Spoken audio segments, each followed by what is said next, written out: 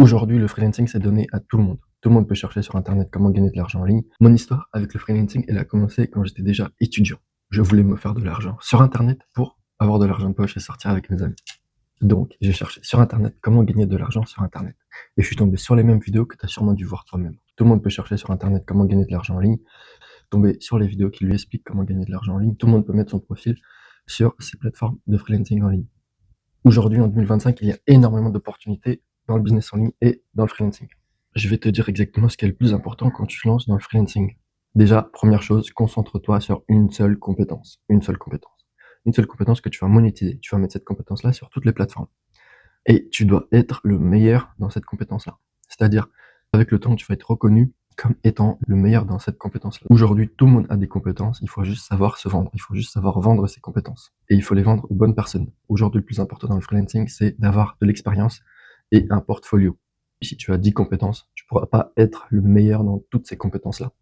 Tu vas devoir en choisir une seule et la garder. En fait, tu vas devoir te mettre sur toutes les plateformes avec une seule compétence. Avec le temps, au bout de 5-6 mois, tu vas être considéré comme la référence dans ton domaine.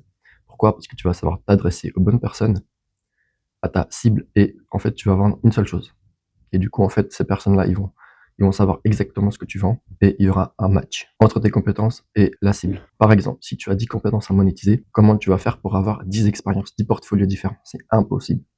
Si tu n'as pas d'expérience et tu n'as pas de portfolio, ça va être très compliqué de trouver tes premiers clients. Je t'explique juste après comment faire pour trouver tes premiers clients.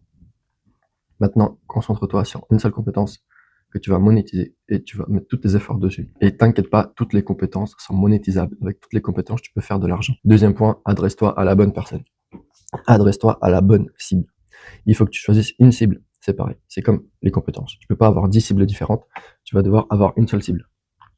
Cette cible-là, tu vas devoir la connaître par cœur. Tu vas devoir connaître ses habitudes. Tu vas devoir tout connaître d'elle. Tu vas devoir connaître son business, son activité, son périmètre d'activité, sa taille, etc. Il y aura plein de critères que tu vas devoir connaître d'elle. Et quand tu vas t'adresser à cette cible-là, tu vas t'adresser en t'adressant bien précisément à cette personne-là, à cette cible-là. Et en fait, ton message, il va taper dans la cible, il va taper dans la bonne entreprise. Ces entreprises-là, elles vont te contacter elles-mêmes. Par exemple, si tu t'adresses au photographe, tu vas devoir t'adresser seulement au photographe. Et dans ton profil, tu vas devoir mettre plein de mots en lien avec la photographie. Tu vas devoir mettre plein de mots dans ta description en lien avec la photographie pour montrer que tu connais le domaine, que tu sais à qui tu t'adresses. Point important, il faut que la compétence que tu as choisie soit quelque chose qui te plaise. Parce que sinon, tu vas essayer pendant 2-3 semaines, un mois, et puis tu vas laisser tomber parce que ça te casse les pieds. Donc, concentre-toi sur une compétence que tu aimes bien, concentre-toi sur une compétence dans laquelle tu prends du plaisir, quelque chose qui t'attire, quelque chose qui te fait vraiment vibrer, que tu as envie de pratiquer tous les jours. Enfin, deuxième point, il faut que dans cette compétence-là, tu aies de la demande. C'est-à-dire que tu dois être dans un marché où il y a de la demande.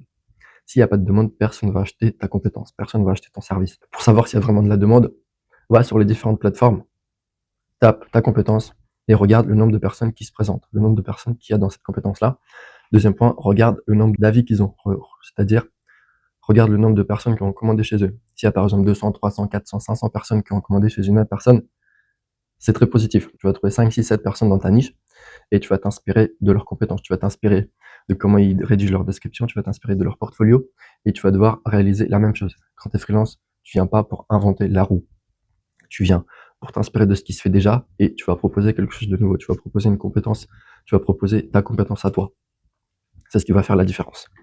Mais n'invente pas la roue, n'invente pas comment on rédige une description, n'invente pas comment rédiger tes expériences.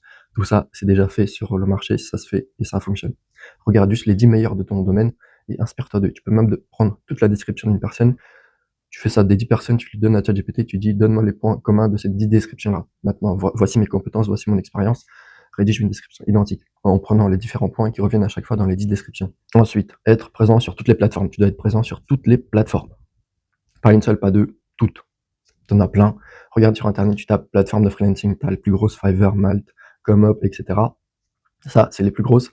Et ensuite, tu peux trouver d'autres plateformes un peu plus petites et où tu peux avoir pas mal de trafic. Comme il y a beaucoup moins de freelance, tu peux te mettre dessus pour être dans les meilleurs. Parce que déjà, tu as beaucoup moins de concurrence. Maintenant, imagine, si tu as 3-4 compétences à monétiser, tu peux pas faire 3-4 profils sur chaque plateforme, c'est impossible à tout gérer. Au bout d'un moment, tu vas te retrouver à 10-15 profils différents sur les différentes plateformes, tu vas pas pouvoir gérer. Tu vas devoir prendre une compétence, la mettre sur toutes les plateformes et ensuite, tu vas te mettre toutes les pages en favori partout où tu apparais, partout où tu as un profil, et tu vas les vérifier tous les jours. Tu vas aller t'adapter, tu vas aller modifier certaines choses tous les jours en fonction de tes retours, en fonction, déjà, si tu as une commande, si tu as quelque chose de positif, si tu as rien, en fait, tu vas à chaque fois analyser le marché. Tous les jours, tu vas analyser. Tous les jours, tu vas analyser le marché.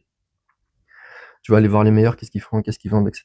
Et tu vas adapter ça pour ton profil. Le plus important dans chaque business, c'est le trafic. Si tu n'as pas de trafic, si tu n'as pas différentes sources de trafic, au bout d'un moment, ton business, il va couler. Parce que si une plateforme ferme, si une plateforme te blacklist, si une plateforme te bloque, c'est finito pour toi. Donc voilà, ça te permet d'être partout et d'avoir différentes sources de trafic. Et en fait, tu vas pouvoir classer en fonction des résultats, là où tu as le plus de trafic et là où tu as le plus de clients. Et tu vas mettre tes efforts en fonction de chaque plateforme. Ensuite, ces personnes-là, tu vas devoir avoir des avis positifs, leur demander des témoignages clients pour qu'ils te référencient. En fait, plus tu vas avoir des avis positifs, plus tu vas monter haut. Et en fait, plus tu auras des avis positifs, plus tu vas être référencé par ces plateformes-là. Enfin, et un portfolio qui soit réellement attrayant. S'il n'est pas attirant, ton portfolio, c'est compliqué. Ce que tu peux faire si tu n'as pas de portfolio en début, c'est fais des projets toi-même pour toi, même si tu les publies pas. Par exemple, si tu es graphiste, fais des logos, fais des sites internet, fais de la typographie, fais plein de choses, fais du copywriting, mais ne les publie pas. Même si tu peux pas les publier, même si tu n'as pas de client à qui les publier, à qui les donner, c'est pas grave. Crée, fais des choses, fais des choses.